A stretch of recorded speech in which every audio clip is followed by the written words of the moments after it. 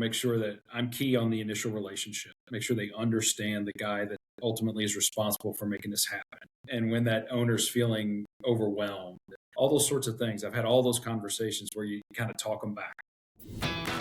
Welcome to a brand new episode of the M&A Mastermind podcast presented by Cornerstone International Alliance. I'm your host, Nick Olson. On this show, I get the opportunity to talk with the brightest minds in lower middle market M&A. Together, we discuss industry intelligence, deal management, shared successes, specialized expertise, and much more. If you serve the small to medium-sized business owner, this show will offer you tactics and insights you can use and implement now to become a master in M&A.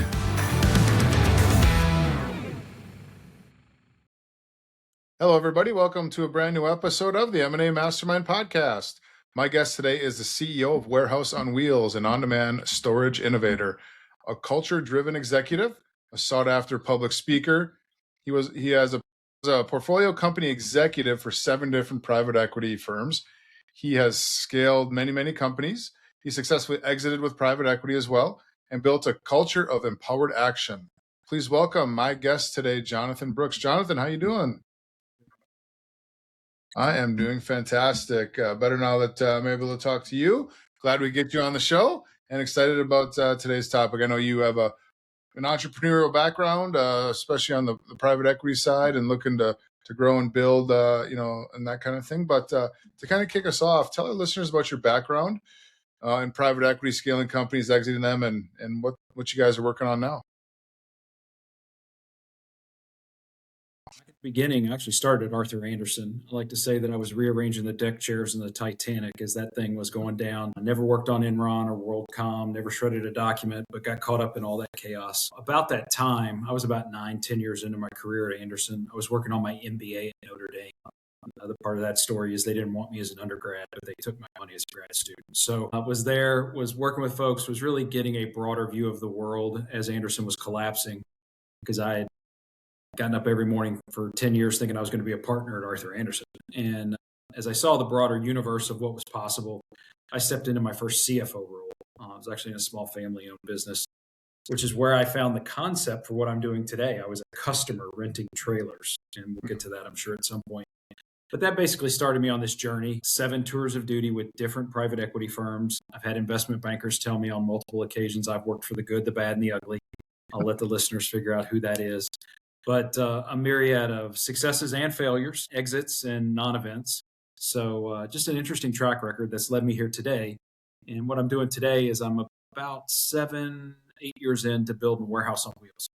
So we started with a small private equity firm out of Houston called Milton Street Capital. We bought a platform, a family-owned business that had 2 locations and about 4,000 trailers. And our deal is we take trailers when truckers are done with them, 10 years old, 15 years old, fresh coat of paint, fresh branding, check the mechanicals to make sure it's safe, dark, and dry. And then we rent them into the supply chains of folks like Toyota, Amazon, Goodwill Industries to give them flexible industrial storage, that on demand, you don't need to rent a warehouse, we can help you with that kind of thing. We grew the business to 15 locations by 2021. We sold the business then from Milton Street Capital to WindPoint. My management team and I reinvested and re-upped. And today we're at 37 locations and 37,000 trailers. We've done 20 plus management-led bolt-on acquisitions. We've grown the business organically with about 8 to 10 greenfield locations where we simply roll into a market, plant a flag, and go to work. So I think I have an interesting perspective. I know a lot of folks that listen to this podcast are advisors and folks in the transaction side of the business. So I've lived it both from executing the transactions and being kind of the recipient of the transaction, if you will. So looking forward to today. Yeah. So today we're talking about, closing the readiness gap and getting clients deal ready. I know that's a passion of yours, Jonathan. And so what does that mean for you, getting a client deal ready in the lower middle market space? And what does that practically mean to you today? And how is it different from just cleaning up, financials and, getting a little bit more deeper into the weeds? That's a great question. And I think for us, because we've been through a multitude of private equity transactions, my management team and I like to say, are private equity fluent. So we actually close our books each month to a Q of E standard. So we're looking at, what's EBITDA? What are the qualifiers to get to adjusted EBITDA? Do we have all the documentation to support those things? pretty technical view of it. Okay. I would say that's probably not the norm. What I think from an advisor standpoint, as you talk to entrepreneurs and longtime, maybe family owned businesses, it's really the cleanup of all the stuff that they tend to neglect. Everything from org documents, and do you have copies of all the tax filings, and all the sorts of noise that is going to probably at some point in the process frustrate that family business or that entrepreneur, because that's not the stuff they like to do. So them engaging a fractional CFO or some sort of fractional resource to do the legwork to get all that together, it's just going to make the process that much easier, because we all know there are these emotional roller coasters in any deal cycle. The family or the entrepreneur decides, okay, I'm ready to sell. It's time. I need an exit strategy. They're all fired up. They're ready to do whatever it takes to maximize value. And then you get somewhere in that process and they're kind of like, well, okay, this is a lot of pain in the neck stuff. I'm not sure I really want to deal with all this noise. Is this really all necessary? And that sort of thing. And then there's the emotion of, oh my gosh, I'm about to sell one of my children, basically. How does that work in the psychology of that? So as deal advisors, everyone knows there's a certain level of playing family or entrepreneur psychologist. And so what I would suggest is early on in the process, finding a way for them to engage some sort of fractional resource to take that incremental lift off that administrative, burdensome process of really making sure they don't just show up with a shoebox full of receipts, but a professionalized data. Do you have an example of something like that where you guys have worked on a deal where, the business owner thought they were ready, but then you dive in and like, yeah, you're not. Yeah, my CFO should be doing this episode because he could tell you the stories from the front lines, but we show up like that all the time. We sit down and we have wonderful conversation, build the relationships necessary to put a deal together and come to a quick agreement. Because in our world, we've built a playbook. I mean, in my world, I need a fleet listing, so a listing of all their assets. I need about 3 years worth of P&Ls, and inside of a couple hours, I've probably got a valuation that I'm comfortable with putting in an LOI. So yeah, that's when the rubber meets the road. When they say, "Yep, I got all that." "Oh yeah, we got all that." Or, "Hey, my guy's going to help." Well, their guy's usually an attorney who specializes in family law or divorce, or somehow they otherwise got tied in. It's not a transaction advisor. And so that's really, you're going to step into something like that when you see what their advisory team looks like. Who are they partnered with? So that's really the tell for me. I was just going to be my next question. When you talk about an advisory team, representing that company, do you have an example of something that you've come across in your experience, maybe where it's like an M&A advisor or whatever, like, what are you doing? Like, yeah. So it's so funny. I think some of the smaller M&A advisor guys, and we won't get to name names, but I've had probably most of our deals are direct with the founder, okay. patriarch of the family. But I think there's 3 instances where there's been an advisor on the front end for the sell side. And in one instance, they way overpromised from a valuation standpoint. So it created this tremendous tension, and we were the bad guys. But ultimately, we found a way to a deal. And then in other instances, it's been this minimal lift.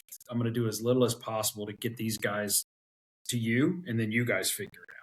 Mm-hmm. So I haven't had the best track record, quite honestly. And a lot of it is probably because I'm even on the lower end of the lower middle market on what I'm buying. So I'm buying companies sub 5 million, let's say sub 10 million of EBITDA. Mm-hmm. And so really the advisors I usually run into, again, are the guys who's doing their estate planning. It's not anyone that has any transaction experience. And so then you get bogged down into all the document iterations and understanding what is necessary and so forth. What kind of target companies here's a plug for all the advisors, M&A advisors out there who listen to the show. If they have a deal in this space, obviously they should reach out to you. What's your typical company profile that you guys are looking to acquire? Yeah, so it's a founder-owned business typically where there's not a succession plan.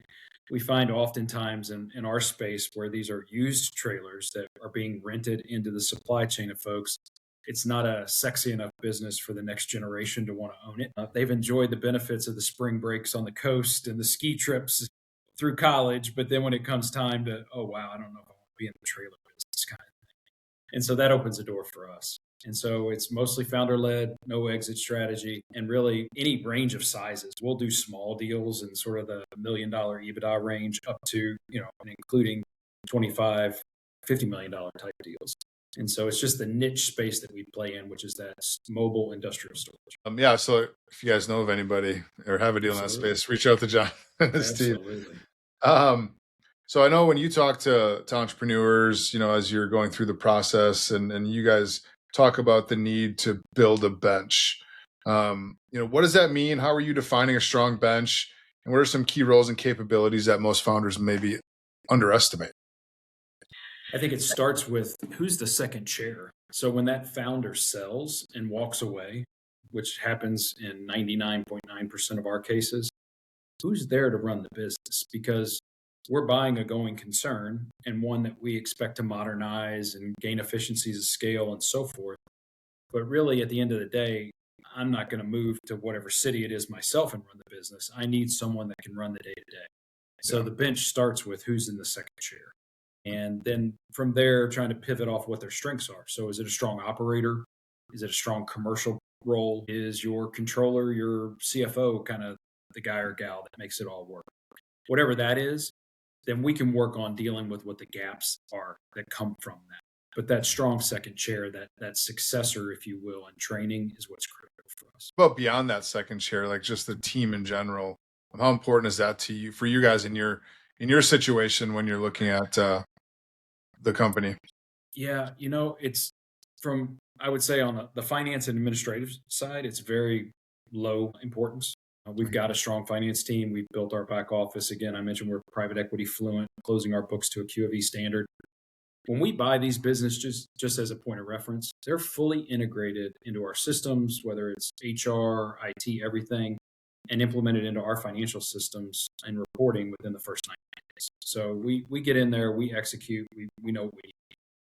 So I would tell you that beyond the second chair, then it's a matter of operational or commercial strength. So whatever that second chair doesn't bring, is there an option? Even then, it's not really a hindrance for us. 20 plus deals into building these businesses, we've kind of taken our lumps and figured out what we do when we don't have that. So I think that makes us a pretty ideal acquirer. Yeah, I was just going to say, when you're looking at potential targets for as far as buyers go or acquirers go, someone like yourself and your company looks pretty nice to be able to get in the mix, because it sounds like you don't have, if there are, we'll say, a little bit of hair on the deal, like how to deal with it. You've probably dealt with it, in the past. That kind of brings me to my next question. Is there an example that maybe something with a lack of bench strength maybe killed a deal, or maybe meaningfully changed the valuation or the expectations of what the owner should expect? Yeah, for us at this point in our evolution, I don't have something that specifically aligns with that. I think our biggest deal challenges have come when we really dug into due diligence and we found maybe some questionable behaviors. So found situations where there are probably inappropriate relationships between the customer and the company and how things work in that relationship. We've walked away from deals there. I think we've walked away from deals where we found that it wasn't previously disclosed the level of customer concentration and the risk associated with that. And so those are the real hurdles for us. I mean, from an operation and execution standpoint, we just have a high degree of confidence, kind of been there, done that. And so at this point, that's not something that we generally find. The other thing I would tell you that I'm really proud of is, to a person, I'm pretty sure I could call anyone that we've acquired and they would be a reference for us to a potential company we would acquire. And I take great pride in that. It's been very important to me to build it that way, because we're not doing a buy and burn, slash and burn kind of cut to the bone. We generally take these things and we nurture them and they grow to become something even greater. A lot of times we keep the brand, so the family name or the company name that's associated with the family continues to grow and be prosperous. So I'm really proud of that. Yeah, I mean, if you can say that, all these references to, get the word of mouth out there, that's amazing.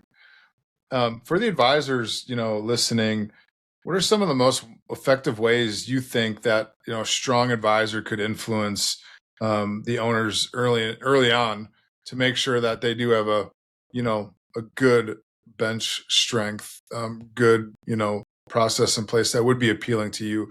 Like, what are the things that I know you talked a little bit before about, maybe some negatives, but, what do you think are some of the most important factors that, an M&A advisor should be able to bring their expertise to the table to make sure that that owner is ready? I think it's the education process on the process. So that whole roller coaster that I described earlier in our conversation, preparing those owners for what they're about to embark on and having honest conversations and legitimately having them ready. You've all the guys and gals that are listening to this have been through enough transactions. They know that we're going to want to see working capital trends, and we're going to have a discussion around a working capital peg. For the love of all things M&A, please educate your clients on a working capital peg and what that means. Even if you got to go to use the old example of when you buy a car, you don't drive it off the lot empty. It's got to have gas in the tank kind of thing. I mean, whatever it takes to do that, that's always a sticky point whenever we start talking about working capital, it seems. So I think it's that education process, that honest conversation about you're going to have a range of emotions as you and I partner through this transaction, and that's okay. But the end goal is we all agree we want to achieve this objective. And so that pre-work, that pre-coaching, that building that trusted relationship, I think it's critical. Absolutely. And, the education is very important because in most cases, this is the first time these business owners have gone through this process. Kind of take that, onto you guys. If you're dealing with a business owner who's not being represented by an M&A advisor, what are you guys doing from that approach, to make sure that they already, because obviously now you're kind of playing, advisor to the seller kind of, and you're looking to buy the company. Yeah, so I generally, make sure that I'm key on the initial relationship. Make sure they understand the guy that ultimately is responsible for making this happen. They know me. We have a personal relationship. I understand their goals and objectives. And then as my team steps in to actually do the work, quite honestly, because I'm the not so pretty window dressing in all this, I'm the fallback for when those emotions happen. And when that owner's feeling overwhelmed, oh my God, your team's asking me for this, that, the other, I got to run a bit, all those sorts of things. I've had all those conversations where you kind of talk them back, and say, you're exactly right. We're just going to get through this. We'll make, the compassion and the emotional intelligence that it takes to get a deal done. So much like the advisors and folks that are listening to this, I become that advisor, that psychiatrist in a lot of ways, and helping them through the emotions of the process. And so that's a role that, again, when you tie that in with the fact that in most all cases, these folks are references for us on our future deals, I think that's a testament to we've managed that process extremely. This episode of the M&A Mastermind podcast is powered by Cornerstone International Alliance, where leading M&A firms come together. As part of this international network, you get access to global opportunities, over 200 M&A experts, enhanced collaboration and knowledge sharing, and some of the best M&A tools and resources available, all to help you take your firm to the next level. Ready to join this exclusive network? Visit cornerstoneia.com/new member today. What would be some advice in your experience to manage the emotions of the owner? I mean, going into it, there's, like you said, there's going to be, many, many ups and downs. Obviously, as things go well, things don't go well. As they say, sometimes a deal dies 4 or 5 times, whatever the number is nowadays. But you just got to kind of persevere. And, as someone who's never been through that before, obviously going to be a lot more challenging for them than you as an advisor, you as the buyer or a serial buyer of many companies. And so what would your kind of 1 or 2 big tips be on managing the emotions of the business owner? I think the first one is take a breath. So everybody gets hot and bothered, and it's the issue of the day, and it's going to kill the deal and all that sort of stuff. So that, that's sort of, okay, let's take a breath. Do we really feel that way after we take that breath or that pause and reflect on it? Or, okay, if that can't be achieved, what's an alternative that might otherwise make you feel better about the situation that we're dealing with? So again, the psychology of the deal, I guess there's probably a book there somewhere. I mean, there's probably already one out there, but the psychology of the deal and being able to say to someone, nobody died. We still have an interested buyer. Your objective is still to sell this business. Let's take a breath and let's figure out how to get through this. I think that's key. What do you think is a bigger challenge? I mean, it obviously depends on the deal, but is it the psychology of the deal or is it the actual readiness of the business to sell? To be honest with you, as proficient as we've become at the process, for us, it's about the psychology. Day in and day out. I mean, God love my CFO. I mean, people literally show up with a shoebox full of receipts. And next thing you know, I've got, a quality of earnings report on the business. And so I'm a blessed man. I'm a recovering CFO. That's how I started my career in the non-public accounting world. But the fact that my team can do what they can do with that sort of stuff is amazing. So for us, it absolutely is about psychology. We're talking about, you guys at Warehouse on Wheels are pretty much doing a buy and build strategy, correct? What are some, what are you looking for? Or what should you look for? Or maybe, for the serial buyers out there, or even as M&A advisors looking to, represent, the buyers. What are some tips and tricks and common, things that you've learned over the years to start, what are the components of a quality buy and build platform strategy that maybe our listeners want to think about? I think it starts with defining the universe. We were in such a relatively focused niche. I mean, we're not like the leasing guys. We don't buy new trailers like Extra, Premier, and all those guys and put them on a 5-year, 7-year lease and do that sort of thing.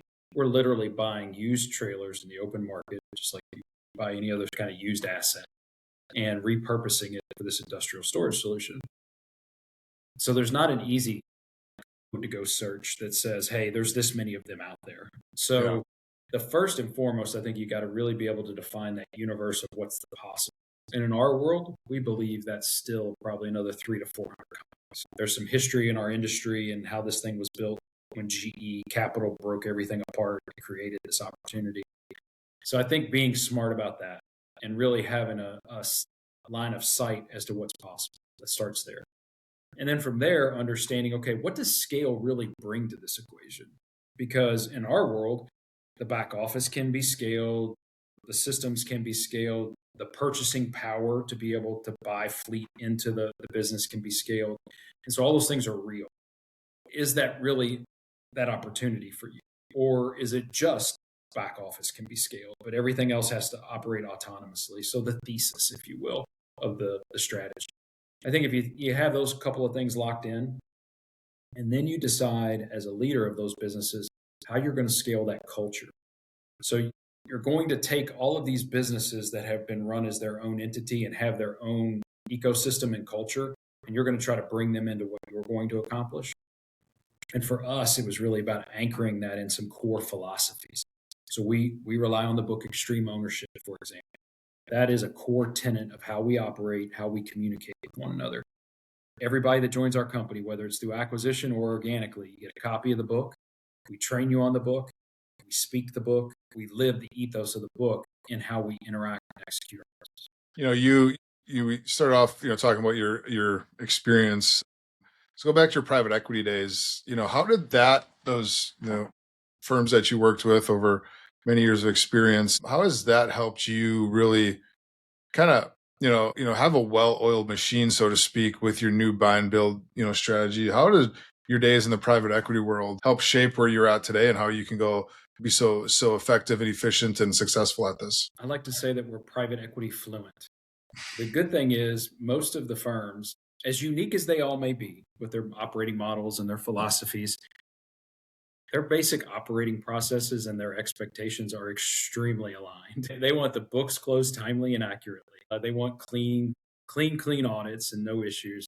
And they want you to tell them what you're going to do and either do it, or if you're deviating from that, what's your corrective action plan to get back to what you told them to do? And that rings true through any of the 7 firms that I've worked with the varying degrees of success on my part. So I'm by no means saying I get it right all the time. But it is that fundamental rule of don't bring me surprises.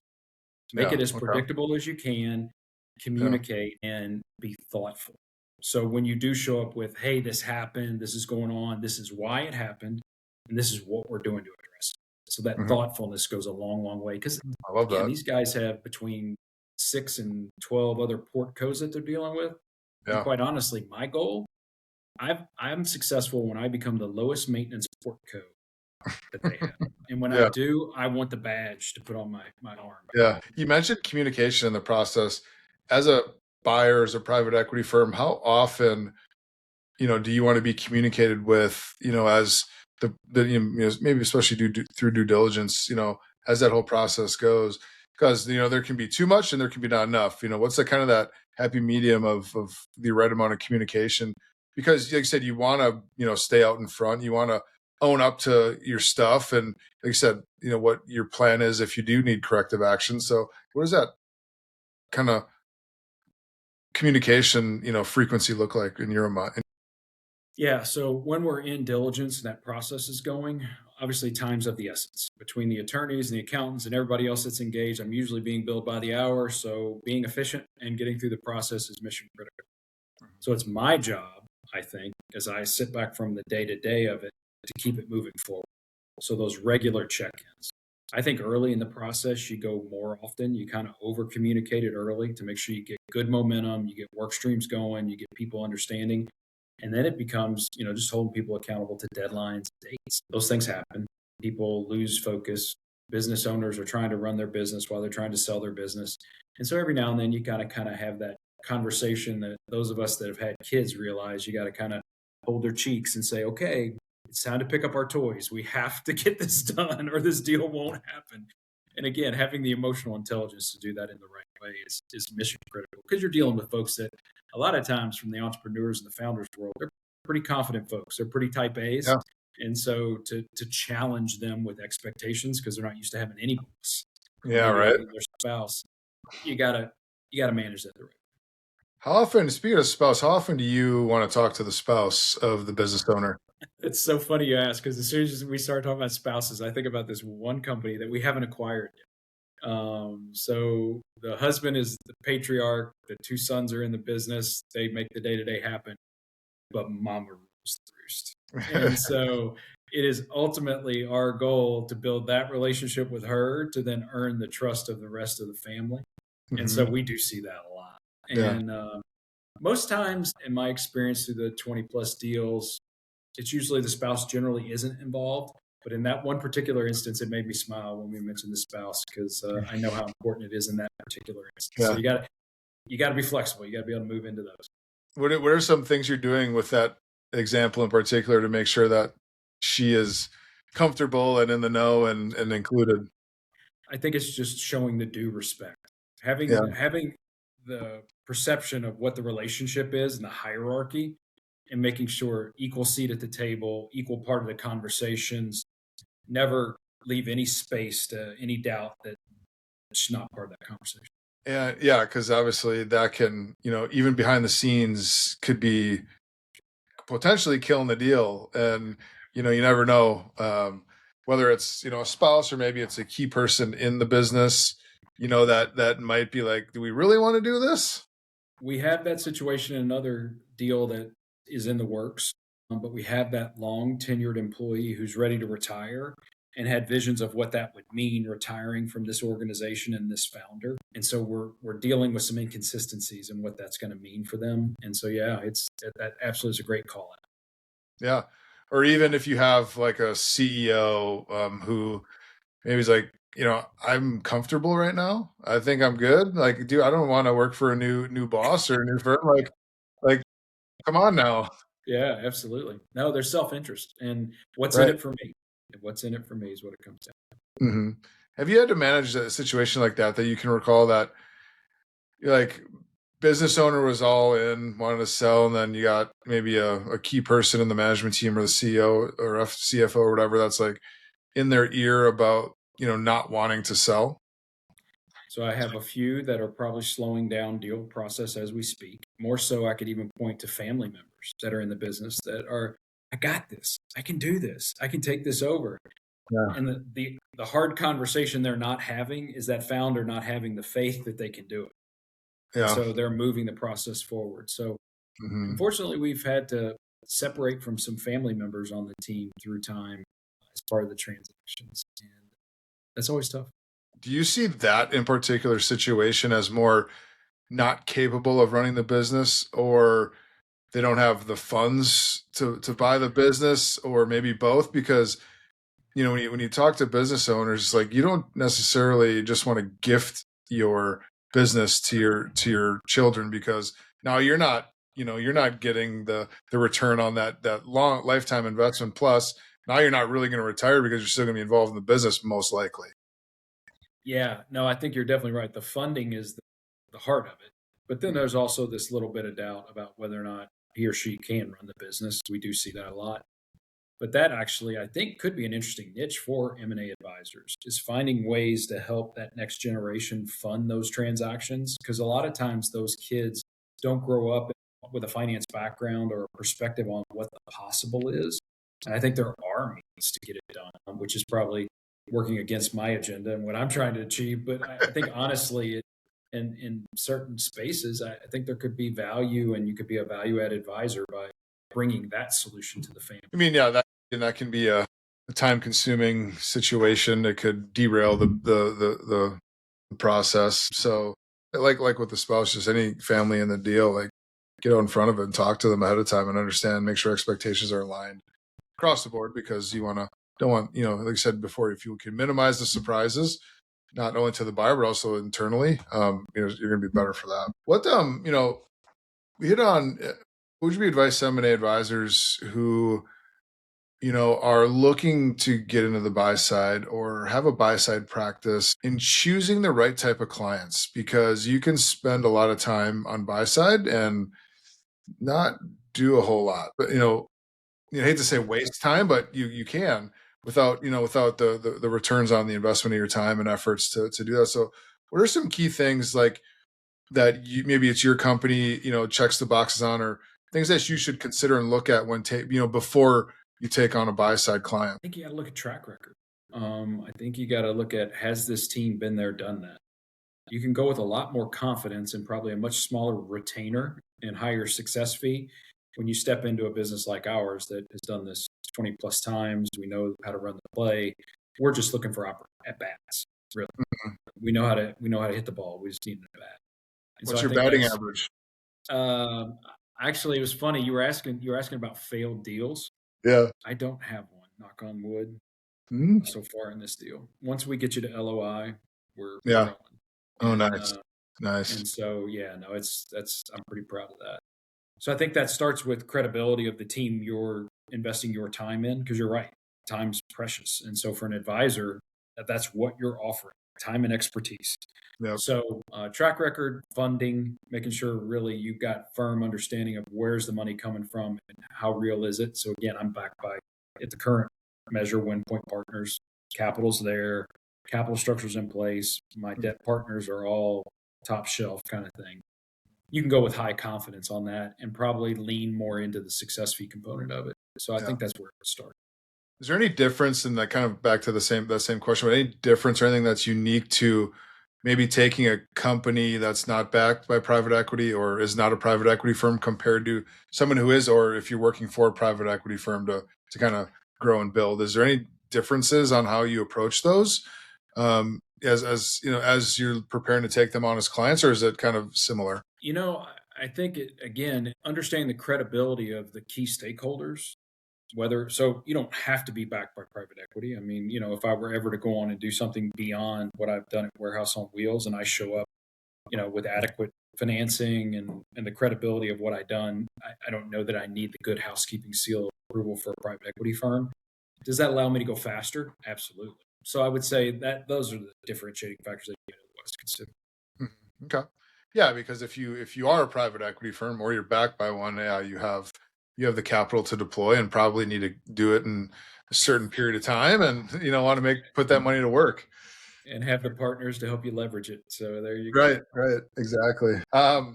Anything else that anything, this is a great conversation, John. I appreciate it. Anything else that you can think of, or maybe a couple of key takeaways, you know, to help our listeners understand just getting clients ready, understanding that buy and build strategy and how we can support our clients not only to make sure that they're successful, but also to be efficient. And then secondly, I would say, how can we as, sell side M&A advisors be appealing to someone like yourself? I said, when we bring the deals out, stand out. I'm assuming you get brought a lot of opportunities, or you look for a lot of opportunities.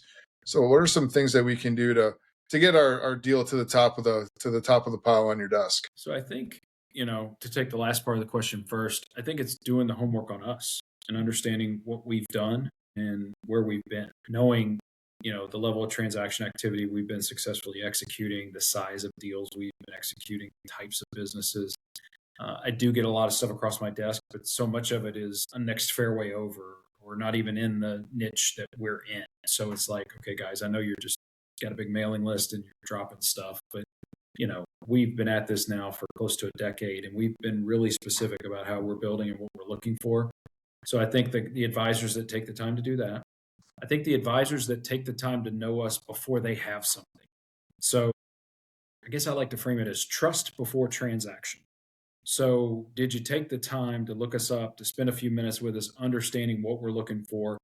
I'm a lot more interested in those documents that come across my desk or those calls that are made because I sort of pre-qualified and we've got an investment in the relationship.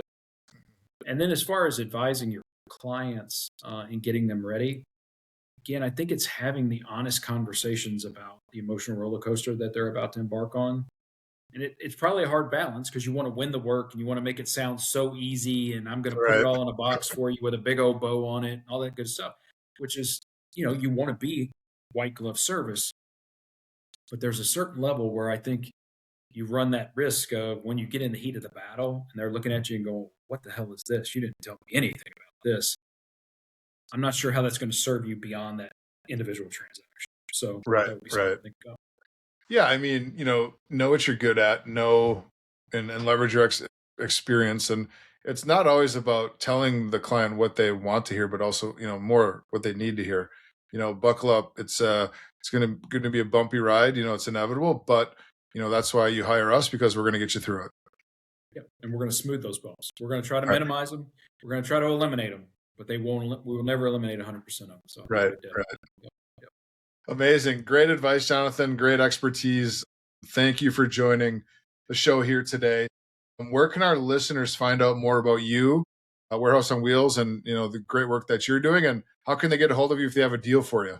Yeah, absolutely. So all over LinkedIn, you can find me, Jonathan Brooks. The warehouseonwheels.com website. Obviously, you can check us out, see what we're doing, what we're up to. And those are probably the two primary ways to reach out. So Nick, I really appreciate it, man. I love what you're doing. I love the content that you're putting out there, and really honored that you would ask me to join here. So thank you. Appreciate it. No, that means a lot to me. I'm glad you're able to join. It's guests like you who make this podcast what it is. So I appreciate you, and make sure to check out Jonathan on LinkedIn and at warehouseonwheels.com, and make sure that if you have a deal, you're going to get a good one, because they're experienced, they know their stuff, and has a lot of deals under his belt. So again, thank you for listening, Jonathan. Thank you for joining here today. Make sure to like, subscribe, comment on this episode. Make sure to stay up to date on all the new episodes. It's come out every Thursday morning. And pass this episode on to anybody you think could benefit here from our conversation. You can find all of our episodes at cornerstoneia.com/podcast. Until next time, everybody, take care. Thank you for joining us on this episode of the M&A Mastermind Podcast, and a special thank you to our presenting sponsor, Cornerstone International Alliance. If you enjoyed today's discussion, don't forget to like, share, and comment. We'd love to hear your thoughts. Make sure you hit that subscribe button so you never miss an episode. We'll be back next week with more insights, strategies, and real-life experiences to help you take your M&A game to the next level.